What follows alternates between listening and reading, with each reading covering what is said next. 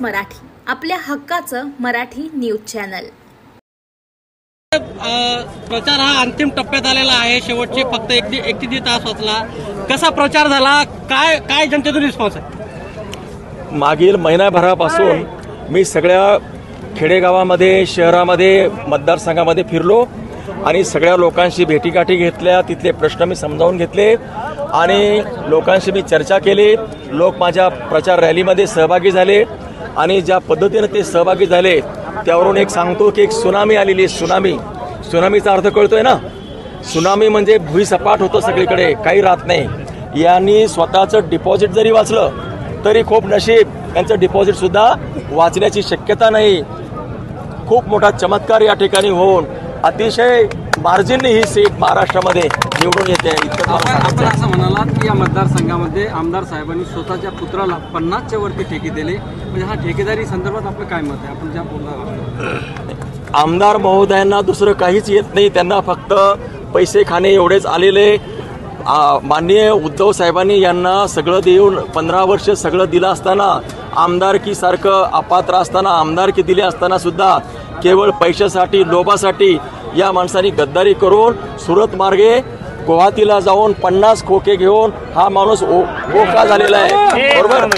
आणि हा जो बोका जो आहे त्याला पैशाशिवाय काहीच कळत नाही आणि म्हणून जे काही कामं आले त्यांनी इतर कोणाला न देता ते घरामध्येच ठेवले आपल्या पुत्राच्या नावावर। आज मला कळलं आजच्या भाषणामध्ये की त्यांच्या मुलाच्या नावावर 50 ठेके या सगळ्याचं आता इलेक्शन होऊ द्या, पुढे काय करायचं मी निर्णय घेणार आहे आम्ही। आमदार साहेबांनी असं म्हणलं की जर उमेदवारांच्या पत्नी जर मतदारसंघामध्ये दिसलं तर मला फोटो पाठवा, मी विधानसभेत त्यांच्यावर कारवाई करेन। काय? तुमच्या पत्नी जर मतदारसंघात कुठं दिसल्या तर मला फोटो पाठवा, मी त्यांच्यावर कारवाई करेन। माझ्या पत्नी दिसतील तर ना? माझ्या पत्नी शासकीय अधिकारी आहे, त्या राजकारणात नाही आहे। मी आहे ना इथं बंदा, माझ्यावर करा ना कारवाई। आणि माझ्या पत्नीचं ऐका माझी पत्नी ही भोसले घराण्यातली आहे, समजून घ्या।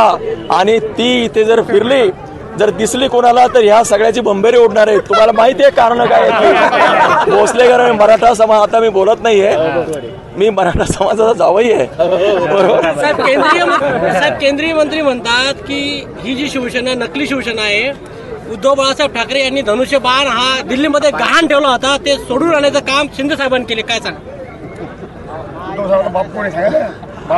असं आहे की या मला एक आता बोलायला लावू नका तुम्ही।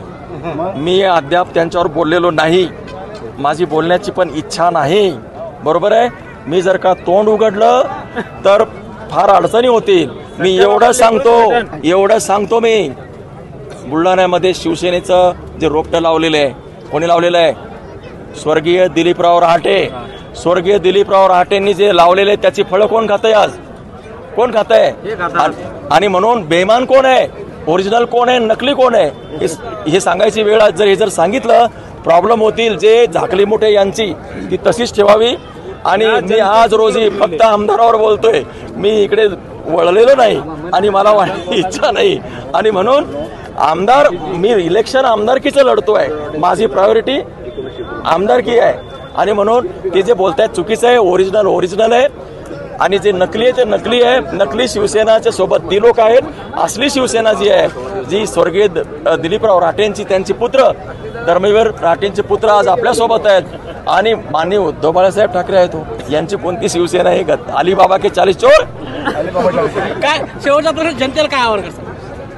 जनतेला मी या निमित्तानं असं आवाहन करतो की जनतेने ही निवडणूक हाती घेतलेली आहे, परंतु आपण गाफील राहू नका। हे प्रत्येक बूथ कमिटीचे आमचे जे प्रमुख आहेत त्यांना आमिष दाखवणे, धमक्या देणं कालपासून सुरू झालेलं आहे। पैशाचं अमाप वाटप यांनी सुरू केलेलं आहे आणि त्यामुळं यांच्या पायाखालची वाळू सरकली असल्यामुळं ते आता वेगवेगळ्या मार्गाचं ज्या काही युक्त्या क्लुप्त्या करतायत। आणि आजची रॅली पाहिली, ही विक्रमी रॅली आहे। मागच्या वेळेस जी रॅली काढली त्याच्यापेक्षा डबल रॅली झालेली आहे। मेहकर शहर म्हणजे वारंवार ऐतिहासिक स्वरूपाच्या 1 से बढ़कर 1 असे विक्रम तोडत रॅल्या करत चाललेले आहे आणि आजच्या रॅलीनं त्यांचे पूर्ण धाबे दणाणलेले आहेत आणि त्यांना त्यांचं जे आता भवितव्य आहे ते सगळं स्पष्ट झालेलं आहे। पण मतदार राजांना माझी विनंती आहे की आपण आपलं मतदान 20 तारखेला ताबडतोब सकाळच्या वेळीच करून घ्या. 12 वाजेपर्यंत आपलं मतदान करून घ्या आणि ज्यांचं मतदान झालेलं नाही त्यांना मतदान करण्यासाठी प्रवृत्त करा. जे बाहेरगावी जे मतदार आहेत त्यांना बोलवा, त्यांचं येण्याचं जाण्याचं नियोजन करा आणि जास्तीत जास्त जे काही मतदान आहे ते करून आणा. आता जे त्यांनी सांगितलं की जे खळं झालेलं आहे, खळ्यामध्ये मस्त धान्य पडलेलं आहे, परंतु या ठिकाणी ते खळं चोरण्यासाठी काही दरोडेखोर दरोडा टाकण्याची भीती आहे आणि म्हणून चोर लबाड लाडगे हे सगळं त्या खळ्यावर लक्ष आहे आणि म्हणून हे जे आलेलं खळ आहे ते बरोबर घरी गेलं पाहिजे आणि त्याचा फायदा आपल्याला झाला पाहिजे आणि म्हणून मतदारांनी जागरूक राहावं.